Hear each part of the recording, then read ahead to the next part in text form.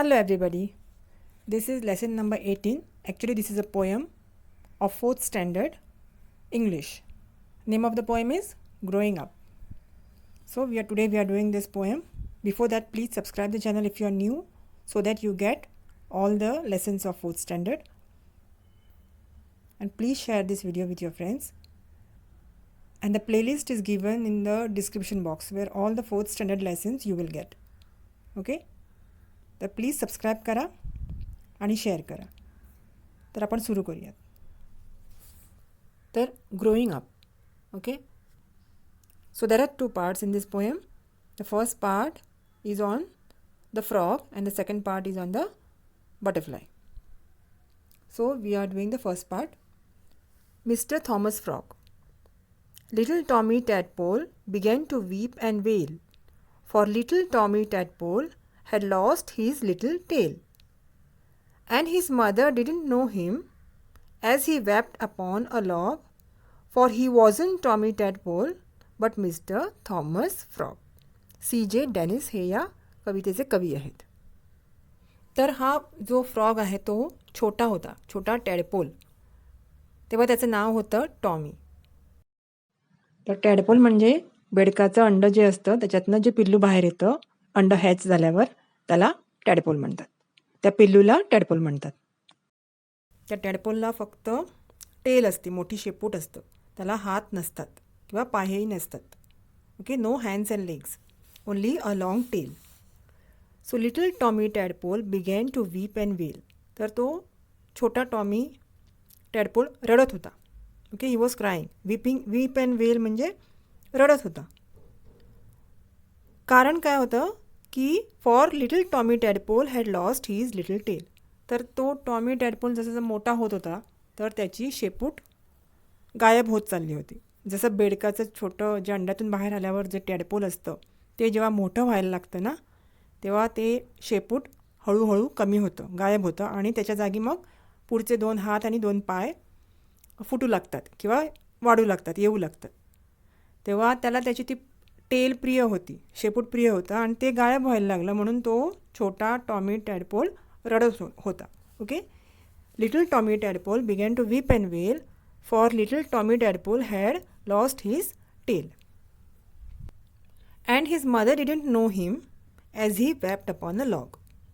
तर त्याच्या आईला ते माहीत नव्हतं तो कुठे गेला. तर तो बाहेरच्या एका लाकडाच्या बुंद्यावर जाऊन बसला होता, झाडाच्या बुंद्यावर. त्याला लॉग म्हणतात. ओके, तर त्या झाडाच्या बुंद्यावर लाकडावर जाऊन तो बसला होता आणि तिथे बसून तो रडत होता.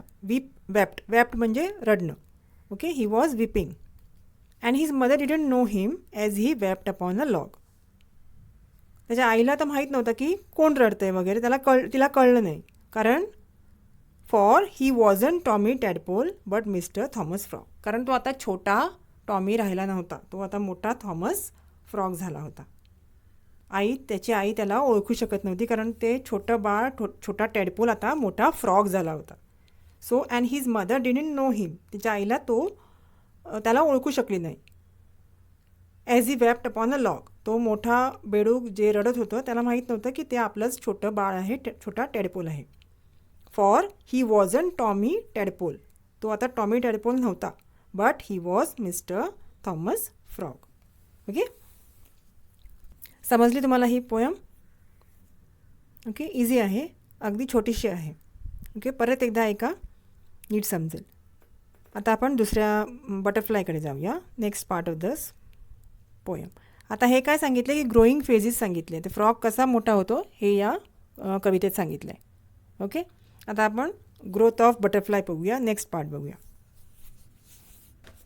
The butterfly. The fuzzy little caterpillar curled upon a leaf, made herself a chrysalis, and then fell asleep. While she was sleeping, she dreamed that she could fly, and later when she woke up, she was a butterfly. तर फझी little caterpillar म्हणजे जे बटरफ्लायचं जेव्हा अंड्यातून जेव्हा तो जीव बाहेर येतो त्याला कॅटरपिलर म्हणतात किंवा लार्वा म्हणतात. ओके, तर फझी लिटल कॅटरपिलर म्हणजे covered with soft fine hair that sticks up, म्हणजे थोडंसं त्याला फॉर कसं असतं, थोडेसे बारीक बारीक मुलायम केस असतात. Okay, that is called fuzzy little caterpillar. कॅटरपिलरला ते अळीसारखं असतं, थोडंसं त्याला बारीक बारीक केस असतात. Okay, curled upon a leaf, तर ते पानावर असं पानाच्या कुशीत विसावलेलं असतं ते अंड. ओके, पान कर्ल झालेलं असतं, त्याला प्रोटेक्ट करतं पानाच्या आडोशाला ते असतं. The fuzzy little caterpillar curled upon a leaf made herself a chrysalis and then fell asleep. तर ते लार्वा जे आहे ते कॅटरपिलर आहे, ते नंतर पुढे जाऊन क्रायसॅलिस बनतं. क्रायसॅलिस म्हणजे काय? क्रायसॅलिस म्हणजे प्युपा. ते एक घट्ट कवरिंग कसं तयार होतं कॅटरपिलरचं, आणि त्याच्या आतमध्ये बटरफ्लाय असतं जे हळूहळू मोठं होत असतं. Okay, chrysalis is a tough covering ज्याच्यामध्ये आतमध्ये बटरफ्लाय असतं. एक स्टेज आहे लाईफ ह्याच्या ग्रोथची, एक स्टेज आहे, तो एक टप्पा आहे बटरफ्लायच्या ग्रोथचा. Okay, growing up stage. इथे खाली दिलं, chrysalis is a stage in life cycle of butterfly. It is also the name of hard case in which caterpillar lies till it is transform in to a butterfly. तर caterpillar म्हणजे larva, ते जेव्हा मोठं होत असतं तेव्हा त्याच्या भोवती एक घट्ट कवरिंग तयार होतं. ओके, त्या कवरिंग सकट त्या बटरफ्लायला किंवा त्या कॅटरपिलरला किंवा त्या लार्वाला क्रायसॅलिस म्हणतात. ओके, क्रायसॅलिसचं दुसरं नाव प्युपा पण आहे. तर कॅटरपिलरने स्वतःला क्रायसॅलिस बनवून घेतलं. Made herself a chrysalis and then fell asleep. तर ते क्रायसॅलिस म्हणजे त्या घट्ट कवरिंगच्या आतमध्ये ते बटरफ्लाय झोपून गेलं. ओके, शांतपणे झोपून गेलं आणि झोपेतच ते हळूहळू मोठं होतं.